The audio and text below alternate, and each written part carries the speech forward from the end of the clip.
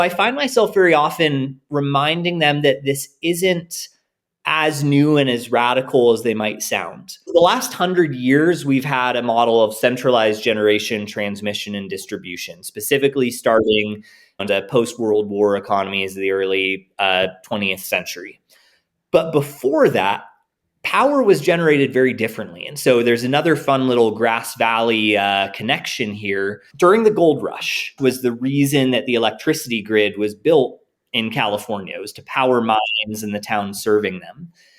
And a very entrepreneurial gentleman built a power plant here on the Yuba River serving a mine that was about a quarter mile away from it. So traditional hydro, Pelton wheel, generated electricity for the mine. Pretty quickly realized that there was other people who wanted electricity, like the town of Nevada City. And so what started as just the power plant for the mine extended, and they sent a line up to Nevada City and started powering businesses there. And then other power plants started getting built and other lines connected, but they were very localized. They weren't interconnected. They were these little microgrids serving a mine or a mine in a neighboring community. And most of them were 100% renewable. Most of them were hydro powered.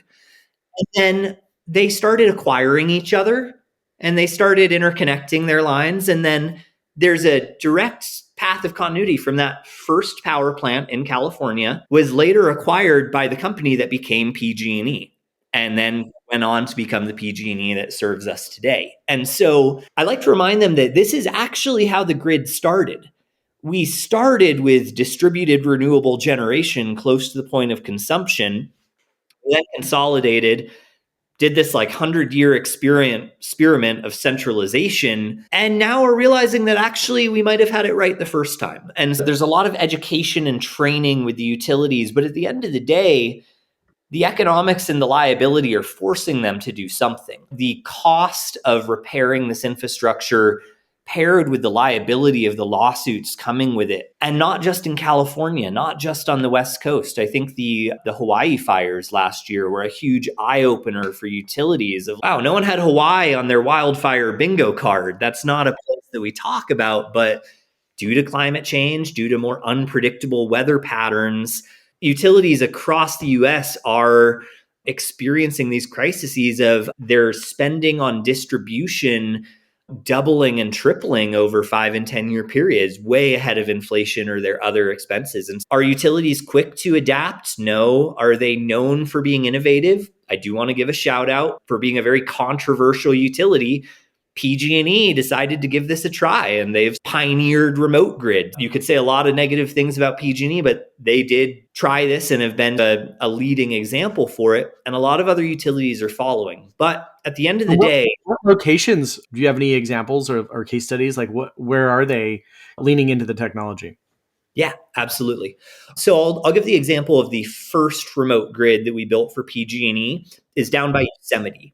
So east of the Fresno area. And there was a little community down in a river canyon called Bryceburg. Locals to the Mariposa area will know it as where they go to jump in the river in the summer. And there's 5 homes and a gift shop down in this river canyon. And in 2019, a wildfire burned down the distribution line serving Bryceburg. And it burned down about 6 miles of distribution line serving this little pocket of customers. And rather than rebuild that distribution line, which they estimated was going to cost $8 to $12 million to rebuild it, they put out the RFP for the first remote grid standalone power system. And that was the first utility-owned remote grid that we built. And so that system is a solar array, about 50 kilowatts, paired with a battery storage system that stores the excess energy during the day, allows it to be used at night and on cloudy days, backup generators. So in order to guarantee that 100% reliability, even if it's in the dead of winter, there are backup propane generators. They're used very infrequently, typically about 100 hours per year. So maybe 4 days out of the year, you need those generators.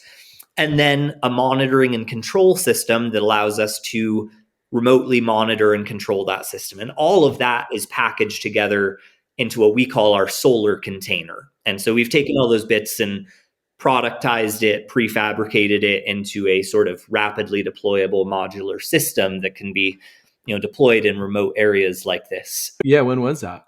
Construction started in 2020 and finished in 2021. Okay. So And how is that now that you've proven that out? What's the feedback from the folks from Bryceburg, and what's the feedback from PG&E? What are their thoughts so far? so we're 2.5 years in. Over that 2.5 years, we've had 16 seconds of downtime, and that was for maintenance on one of the generators. Sure. Compare that to pre-remote grid, they averaged 30 to 50 hours per year of power outage, so multiple days of power outage. The first winter that the system was in, we built a relationship with the community there as we were working on it. We got a call and said, hey, it snowed last night. I've lived here for 20 years, and this is the first time the power hasn't gone out when we've gotten a snowstorm. So they didn't call with a problem. They called with a kudos. Thank you for being a reliable source of energy. Yeah. That's amazing. I think it brings people a lot of comfort to firsthand. I know how powerless you feel. Oh, I didn't even mean that pun. That was terrible. Where you're going. Yeah, I got you. Being powerless. When the power goes out, it's like there's nothing you can do, and your cell phone doesn't work, and you might not have water. And I love the quote, civilization is 3 square meals away from anarchy. It's true. I've seen fights break out at the gas station during power outages because there was only one gas station in town and the line wrapped around the block. Right. People get an immense amount of comfort from being able to see where their power is coming from. Know the people that are maintaining that system. It gives this sense of community ownership that is our power. That is what keeps the lights on. Reminds me of, and I think you and I have a shared interest and passion for solar punk narratives. And I've recently started harvesting rainwater, and we're talking about solar systems. And I have this crazy harebrained experimental idea where eventually I want my property to be as off-grid as possible. Because if you do the rough calculation of the amount of photons that fall onto your property every year, and the amount of rainfall that falls onto your property, you're pretty close to being self-sufficient if we could capture it all, which no one does at this point, or very few people do. But so what is that? I think you're solving some of these really amazing things, but what is that utopian solar punk of eventual state that we can achieve with BoxPower, and how can we get there? The first, I say the grid serves a purpose for high density urban areas, for cities. Yeah, it makes sense to have a power plant and provide power to 10,000 people off of a single centralized system. But for rural America, for rural anywhere, the economics don't make sense. It is cheaper, it is more reliable to produce power locally, to utilize it locally than to distribute. And that might be at the community scale or the neighborhood scale. It might be at the town scale. It might be at the county scale. It varies depending on the dependency. There's not one size fits all. But I am absolutely confident that we are seeing a move towards locally distributed generation. Large, fragile interstate systems that can be easily disrupted by extreme weather, by terrorist events, by just events like we've seen in Texas, where a cold front comes through, resulting in prices going up 1,600%. These huge systems that depend on the transmission of electrons over massive distances are very fragile. And it is becoming more and more apparent that it is very hard to keep those systems stable. And what we're seeing is a return to localized, centralized, or localized distributed generation. And I think the utilities are going to have basically 2 choices. They're either going to adapt to that and they're going to find a role to play, or they're going to get left behind and die. I don't think there's another option. It is a change or die situation for them, I think. And I think going back to, you were laying out the financial risks in terms of they have to service these customers, but they're not getting any financial gains from that. So they have to find some way to mitigate. I mean, it's dollars and cents to them, right? Like they have to figure this out. And I think that's where the bottom line is going to dictate, I think, the widespread adoption of this technology is, look, it's cheaper to spin up these microgrids than to tear down and rebuild the infrastructure. oh, and by the way, the customer service is better, the reliability is higher. Like it seems like a no-brainer. It seems like what you're doing is pretty obvious next step forward. So how do you expand, grow, connect? Who are your audiences? How are you connecting with them? We're starting at the most extreme cases of these end of the line customers and wildfire threat, where it makes sense to take them completely off grid, where the driver is like impending wildfire risk with potentially bankruptcy causing liability. That's where we're starting, because that is where there is the urgency to get this done now. But for me, the vision is way larger than that. I talked about that grid, that the centralized grid is where it's like stable and rigid and consistent. The grid of the future is going to be dynamic. It's going to be flexible. It is going to be islandable and sectionable. There's a term called dynamic islanding, which is saying, hey, sometimes it does make sense to exchange electrons over long distances. But it also is very important to be able to section off an island into smaller pieces and not rely on this interstate transmission for the stability. And so what that looks like to me is energy storage getting integrated at basically all levels of our grid. Individual residential storage, whether down to the home. Down to the home. And now I think a really interesting thing is we have seen a lot of battery adoption, but it is still expensive, and it is still a privilege of the affluent to be able to afford their own home battery system. From a solar punk vision perspective, utilities can be that equalizer. They can be the one that says, hey, we're going to make sure everyone has access to this benefit, and we're going to distribute that cost. Utilities, despite being for profit, are a socialized concept of we're going to equalize the cost of energy across everyone. More expensive for you, it's less expensive for you. We're going to find an average. So I think that's at the residential level, whether that is privately owned home solar and battery systems, or increasingly utilities are starting to offer. I just read about a utility in Texas, a rural electric cooperative, offering battery storage systems to people's home. You pay a monthly fee. They put a battery in your home, you get backup power. And the benefit for the utility is that they can now control that battery. They can import and export power. Your home is no longer just a static load, it's a miniature power plant. And I think we're going to see that at the home level. We're going to see that at the neighborhood, or what utilities call the feeder level, the line level. We're going to see that at the substation level, where it really makes sense to be able to island this section of the town or this section of the community at the county level, at the state level. And what I believe we're going to see is energy storage sort of infusing its way into all these different points of interconnection, the transformers, the substations, the switchgear, the electrical panels that allow them to be dynamic assets, that they're no longer just these rigid, one directional, single capacity sort of analog devices. It becomes almost a living, breathing organism when you infuse this capacity for storage at all of the various levels of the distribution system. And that is the solar punk future that I see if we align the policy, regulatory, and financial incentives to make this happen. And what's BoxPower's role in all of that? Yeah.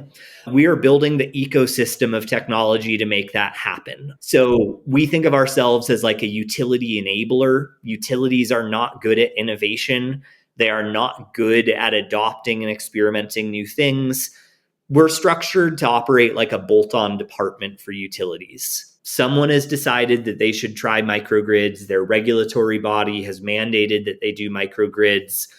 We bring the feasibility study capacity, the engineering capacity, the hardware and the products, the operations and management, where we essentially act as an extension of the utility. We do this on their behalf. They own it, but we operate as extensions of their capability. And so I guess part of your business then is spinning up these systems. But then it sounds maintenance is another part of it, where you're actually now running the system and maintaining the system and monitoring it, servicing it if needed. Is that part of the business plan, or is that something you look to offload to the utilities? Like, what's your thought with the maintenance part of it? I think there's always a separation of there's the specialized technical work, which is the monitoring, the diagnostics, making sure these systems are running at 100% capacity and 100% reliability. We do all of that in-house. We run a 24/7 network operations center where we are monitoring every one of the systems. We're the first ones to get an alert if any faults or anything come up. But then we partner with local contractors, service providers, utility service companies for the routine maintenance, the solar panel cleaning, all of that stuff. So we specialize in the technical, unique microgrid aspects of all of it, but then almost all of the on-site labor work installation is we partner with local companies for it. Very cool. You close your eyes and you envision BoxPower 5 years from now. Where do you see that? I think expanding with utilities across the US, replicating the work that we've done here. Right now, we focus on that like single customer to small groups of customers. We're working on projects that are expanding to the community level.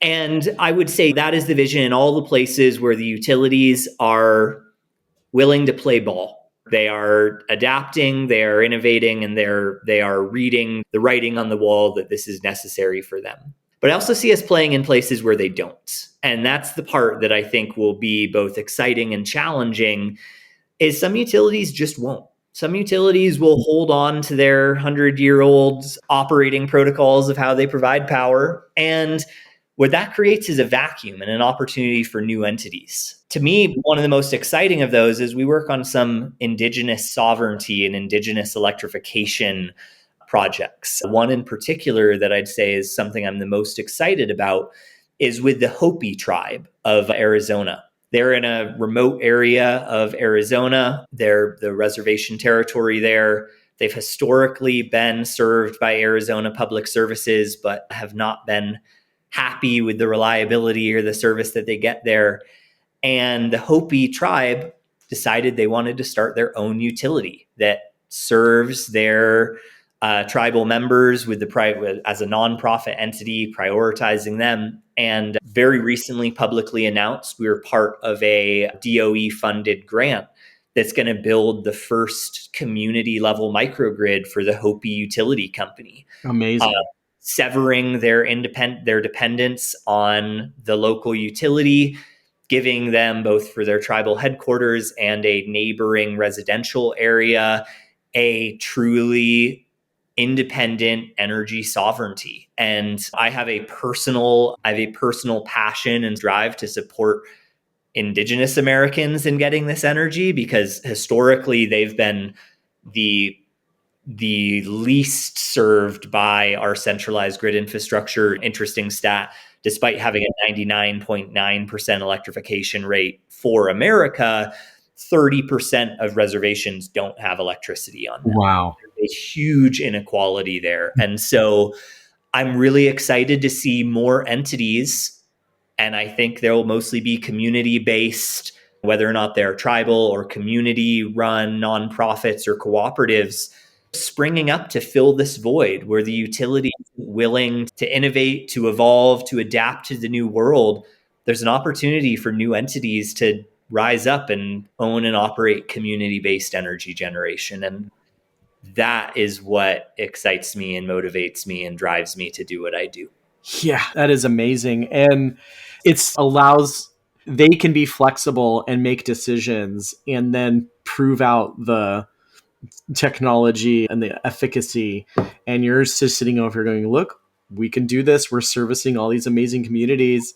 And it's only going to make your case as you go further and further. So the message to utilities is, we're going to do this with or without you. It would be great to work with you, but if not, best of luck. That just goes back, Angelo, to your no one's going to get in my way attitude. And I love it. This is happening. Get on board. Yeah, the train is leaving. The train is leaving. I love it. Thank you so much for your time. This has been a fantastic conversation. Angelo Campus, thank you. Appreciate it. Thank you. It was my pleasure. Thank you for having me.